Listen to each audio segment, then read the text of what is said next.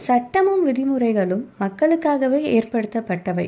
சட்டத்துக்காகவும் விதிமுறைகளுக்காகவும் மக்கள் இல்லை. வணக்கம் நண்பர்களே, நான் உங்கள் தோழி சிவானிமூர்த்தி. இது ஓம் ரிதம் ஆஃப் லைஃப்.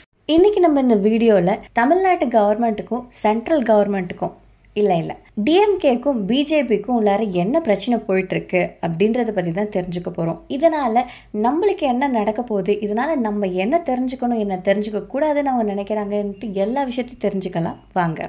சில வருஷங்களாகவே சென்ட்ரல் கவர்மெண்ட்டுக்கும் ஸ்டேட் கவர்மெண்ட்டுக்கும் இடையே பல விவாதங்கள், பல பிரச்சனைகள் போயிட்டு தான் இருக்குது. அதில் முக்கியமான விஷயம் என்னென்னா, ஃபண்ட் எதுவுமே நமக்கு ப்ராப்பராக ரிலீஸ் ஆகிறது கிடையாது, ஒதுக்குறதும் கிடையாது.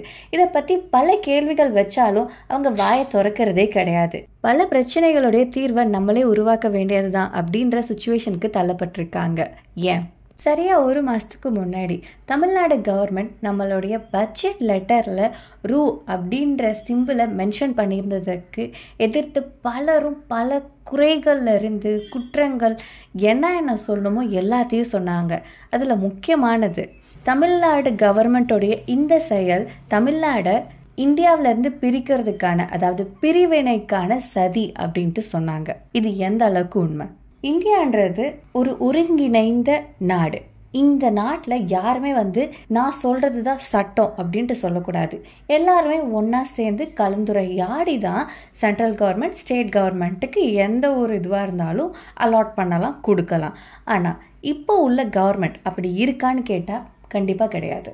இந்தியன் கவர்மெண்ட் சட்டத்துப்படி பல பாலிசிஸ் லிபரலாக இருக்கும். அதாவது அந்த கவர்மெண்ட், அந்த ஸ்டேட் கவர்மெண்ட் அவங்களுக்கு எது சரின்னு படுதோ, அவங்களுக்கு எது கரெக்டாக இருக்குமோ அதை அவங்க சூஸ் பண்ணிக்கலாம். அதன் அடிப்படையில் வர எஜுகேஷன் பாலிசி, அதை சென்ட்ரல் கவர்மெண்ட் என்ன சொல்கிறாங்களோ அதை தான் ஃபாலோ பண்ணணும். ஸ்டேட் கவர்மெண்ட்டோடைய டிசிஷன் இங்கே செல்லுபடாது அப்படின்ட்டு சொல்கிறது எந்த விதத்தில் நியாயம்? அப்படியே தமிழ்நாடு கவர்மெண்ட் சென்ட்ரல் கவர்மெண்ட்டோடைய நியூ எஜுகேஷன் பாலிசியை அக்செப்ட் பண்ணாமல் அவங்களுடைய ஆல்ரெடி எக்ஸிஸ்டிங்கில் இருக்கிற எஜுகேஷன் கரிக்குலத்தை தான் ஃபாலோ பண்ணணும் அப்படின்னா நாங்கள் எஜுகேஷன் ஃபண்டை ரிலீஸ் பண்ண மாட்டோம் அப்படின்ட்டு வெளிப்படையாக சொல்கிறது எந்த விதத்தில் நியாயமாக இருக்குது? இந்தியாவில் ஹிந்தி திணிப்பை எதிர்த்து தமிழ்நாடு மட்டும் இல்லை, பல மாநிலங்கள் சண்டை போட்டுட்டு தான் இருக்காங்க. உதாரணத்துக்கு ஒடிசாவில் நடக்கிற பிரச்சனையாக இருக்கட்டும், கர்நாடகாவில் நடக்கிற பிரச்சனையாக இருக்கட்டும். ஆனால் இதை பற்றி எதையுமே அவங்க கவலைப்படுறது கிடையாது. ஒரு மிகப்பெரிய மொழி போர் நடந்து அதில் பல நபர்கள் உயிரை துறந்த பிறகோ அந்த சட்டத்தையே மாற்றி அமைச்சு 22 மொழிகளை கொண்டு வந்து அந்த 22 மொழிகளில் எல்லா மொழிகளும் இந்திய மொழிகள்னு சொன்னதுக்கு அப்புறமும் நீங்கள் ஹிந்தியை எல்லா இடத்துலையும் திணிச்சிக்கிட்டே இருக்கீங்களே, எப்படி? ஒருவேளை நீங்கள் சொல்கிறது போல் நீங்கள் ஹிந்தியை திணிக்கவே இல்லை அப்படின்னு கூட வச்சுப்போம். அப்போது railway station, post office, banking, parliament இங்கெல்லாம் அதிக அளவில் ஹிந்திகள் மட்டும்தானே இருக்குது. அப்போ இது திணிப்பு இல்லையா? இதால் ஹிந்தி படிக்க தெரியாதவங்க எவ்வளோ பேர் கஷ்டப்படுவாங்க. இதை பற்றி உங்களுக்கு கவலை இல்லை. சரி, அதை ஒரு பக்கமாக வச்சுடுவோம். சென்ட்ரல் கவர்மெண்ட் கொண்டு வர ஸ்கீம்ஸ் முக்கால்வாசி ஹிந்திலையும் சான்ஸ்கிரிட்லேயும் இருக்குது. ஸ்வச் பாரத், பேட்டி பச்சாவோ பேட்டி பதாவோ, ஜன்தன் யோஜனா, எப்படிங்க? இதெல்லாம் இன்னொரு பக்கம் இருக்கட்டும். நாங்கள் தான் பிரிவினையை ஏற்படுத்துகிறோன்னு சொல்கிறீங்கல்ல, அதாவது ஒற்றுமை, அது எங்கே இருக்குது? காட்டுங்க பார்ப்போம். தமிழ்நாடு தன்னுடைய வரிகளை சரிவர கட்டிட்டு இருக்காங்க. இந்தியாவுடைய பாரம்பரியத்தை மதிக்கிறாங்க. இந்தியாவுடைய வளர்ச்சிக்கு பெரும் பங்கு வகிக்கிறாங்க. மற்றும் இந்தியாவுடைய வேற்றுமையிலையும் ஒற்றுமை அப்படின்ற கொள்கையை மதிக்கிறாங்க.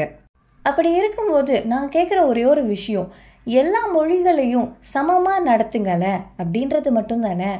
5000 வருடங்கள் பழமையான எங்கள் தமிழ் மொழியை காட்டிலும் வேற எந்த மொழி சிறந்ததாக இருக்கும்? அப்படியே இருந்தாலும் அது எங்களுக்கு வேண்டாம். அது எந்த மொழியாக இருந்தாலும் எங்களுடைய தாய்மொழியை ரீப்ளேஸ் பண்ணுது அப்படின்ன போது நாங்கள் கண்டிப்பாக இன்னொரு மொழி போருக்கு தயாராக இருப்போம். இங்கே பலரும் பல குற்றச்சாட்டுகள் தமிழ்நாட்டு மேலேயும் தமிழ்நாட்டுடைய அரசாங்கத்து மேலேயும் செலுத்திக்கிட்டே போகிறாங்க. அதில் முக்கியமான ஒரு விஷயம், மற்ற மாநிலங்களோடு பார்க்கும்போது தமிழ்நாடு மட்டும் தனியாக விலகி இருக்குது, அது பிரிவுபட்ட மாதிரி இருக்குது அப்படி இப்படின்ட்டு குறை சொல்கிறாங்க. தனித்துவமாக இருக்கிறதுல எங்களுக்கு சிறப்பு தாங்க, எங்களுக்கு எந்த பிரச்சனையும் கிடையாது.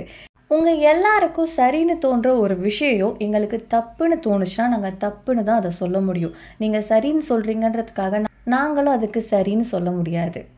நியூ எஜுகேஷன் பாலிசி 3 மொழி கொள்கை அப்படின்ற ஒரு விஷயத்தை கொண்டு வராங்க. இதில் 3வது மொழியாக ஒன்று வருது இல்லையா, அது இந்தியாவுடைய 22 மொழிகளில் எதை வேணாலும் சூஸ் பண்ணிக்கலாம். ஆனால் அந்த மொழி நாங்கள் எதுக்கு படிக்கணும்? ஃபஸ்ட்டு அதற்கான வேலிட் ரீசனை யாராவது ஒருத்தவங்க சொல்லுங்கள்.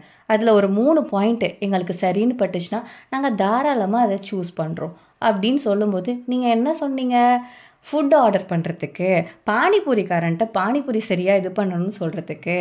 தமிழ்நாட்டு பெண்கள் வெளி மாநிலங்களில் போயிட்டு வேலை செய்யும்போது ரோட்டில் நடந்து போகும்போது அவங்களுக்கு ஏதாவது காலி பசங்க பிரச்சனை பண்ணுறாங்க அப்படின்னும் போது அவங்கள 4 வார்த்தை ஹிந்தியில் திட்டுனா அவங்க அங்கேருந்து ஓடிடுவாங்களாம். இதுதான் இவங்க சொல்கிற பதில்கள். வேலிடான ஒரு பாயிண்ட் உங்கள்கிட்ட கிடையாது. நீங்கள் சொல்லணுமேன்றதுக்காக சொல்லுவீங்க, நாங்களும் அதை கேட்டுக்கணுமா? ஒரு வேளை நீங்கள் சொல்கிறத நாங்கள் ஏற்றுக்கல அப்படின்னா நீங்கள் என்ன பண்ணுவீங்க? எங்களுக்கு தர வேண்டிய நிதியை நீங்கள் தர மாட்டீங்க, அப்படி தானே? எஜுகேஷன் ஃபண்டு மட்டும் கிடையாது, 100 நாள் வேலைக்கு ஊதியமாக கொடுக்கப்படுற நிதியை ஒதுக்கிறது கிடையாது. இயற்கை பேரிடர் நிவாரண நிதியையும் நீங்கள் ஒதுக்கிறது கிடையாது. ஆனால் ஒரு மாதத்துக்கு முன்னாடி தமிழ்நாட்டுடைய சிஎம் எம்.கே. ஸ்டாலின் தமிழ்நாட்டுடைய பட்ஜெட்டில் இந்திய கரன்சி சிம்பிளை ரூன்னு மென்ஷன் பண்ணியிருந்தார் அப்படின்ற ஒரு விஷயத்துக்காக அவ்வளோ பேச்சு பேசினாங்க எல்லாரும். முக்கியமாக திருமதி நிர்மலா சீதாராமன் நம்மளுடைய நிதி அமைச்சர் அவ்வளோ பேச்சு பேசியிருக்காங்க. ஆனால் நமக்கு ஒதுக்க வேண்டிய நிதிகளை பற்றி கேட்டதுக்கு அவங்க வாயே திறக்கலை. ஏன்? எனக்கு ஒரு டவுட்டு. நம்ம ருப்பீஸை இங்கிலீஷில் எழுதும்போது ஆர்எஸ் அப்படின்ட்டு தானே போடுறோம். அது ஒரு பிரச்சனையாக தெரியல. இதே தமிழில் நாங்கள் ரூன்னு போட்டது மட்டும் உங்களுக்கு பெரிய பிரச்சனையாயிடுச்சா? குறையுள்ள மனதுக்கு குறை மட்டும்தான் தெரியும். தமிழ்நாடு பட்ஜெட்டோடைய அந்த ரூ மட்டும்தான் அவங்களுக்கு பெரிய விஷயமா தெரிஞ்சதே தவிர அந்த பட்ஜெட்டுக்குள்ளே உள்ள விஷயம் நம்மளுடைய அத்தனை மாநிலங்களையும் கம்பேர் பண்ணும்போது அவுட்ஸ்டாண்டிங்காக இருக்குது. அதை அவங்களால சொல்ல முடியாதுல்ல. மும்மொழி கொள்கையை முதல்ல தொடங்கின காங்கிரஸாக இருக்கட்டும், இப்போ அதை மும்முரமாக செயல்படுத்திட்டு வர பிஜேபியாக இருக்கட்டும், எதுவாக இருந்தாலும் ஹிந்தி திணிக்கிறாங்க அப்படின்னும் போது நாங்கள் அதை எதிர்த்து குரல் கொடுக்க தான் செய்வோம். இதை நான் மட்டும் சொல்லலை, தமிழ்நாட்டுடைய சிஎம்மான எம்.கே. ஸ்டாலினும் சொல்கிறாரு. மத்திய அரசு இதோட நம்மளை விட போகிறது கிடையாது. அடுத்து லோக்சபா சீட்டோடைய எண்ணிக்கையை தமிழ்நாட்டுக்கு குறைக்க போகிறாங்க. அதற்கான சதி தீட்டப்பட்டுருக்கு. அதை நம்ம இன்னொரு வீடியோவில் பார்ப்போம். நான் உங்கள் தோழி சிவானி மூர்த்தி. இது ஓம் ரிதம் ஆஃப் லைஃப். நன்றி, வணக்கம், வாழ்க வளமுடன், ஜெய்ஹிந்த்.